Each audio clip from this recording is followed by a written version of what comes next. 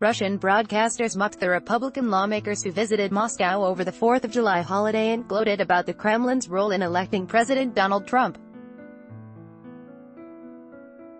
7 U.S. senators and 1 congresswoman, Sens. Steve Daines, RMT, John Hoeven, RND, Ron Johnson, RY, John Kennedy, RLA, Jerry Moran, RKs, Richard Shelby, RL, John Thune, RSD, and Rep. Kay Granger, RTX, traveled to Russia for closed-door meetings with high-ranking Kremlin officials. Shelby led the delegation on tours of St. Petersburg and Moscow, where they met with Russia's foreign minister and parliamentarians, but did not meet with Russian President Vladimir Putin, as they'd hoped.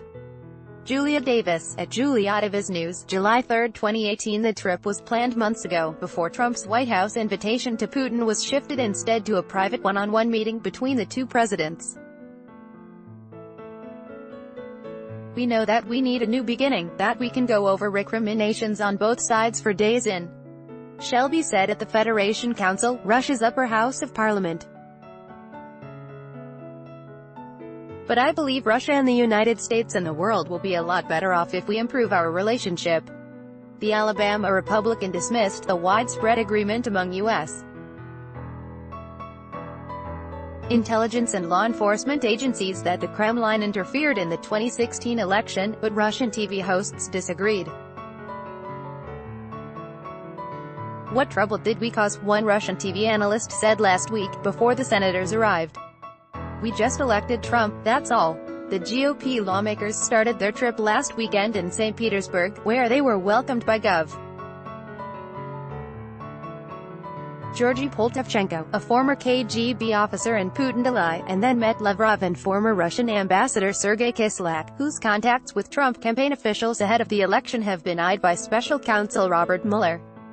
The all-Republican delegation also met with Vyacheslav Volodin, Speaker of the Duma House of Parliament, and Konstantin Kosakyov, head of the Foreign Relations Committee, who each have been sanctioned by the U.S. for their ties to Putin. Daines insisted the GOP lawmakers had been tough on Russia. "We sent a very strong message and a direct message to the Russian government," Daines told Fox News. The Montana Republican, who returned from the trip early to join Trump at a campaign rally in his home state, said the lawmakers asked Russia not to interfere in U.S. elections, respect Ukraine's sovereignty, work alongside the U.S. for peace in Syria, and follow obligations under nuclear arms treaties. Kislyak, who is now a member of Russia's upper house of parliament, wasn't impressed. "We heard things we'd heard before, and I think our guests heard rather clearly and distinctly an answer that they already knew. We don't interfere in American elections," he said. Trump last week sided with Putin on whether Russia interfered in the election he won, and he praised the Russian president to supporters in Montana. "Putin is fine, he's fine," Trump said.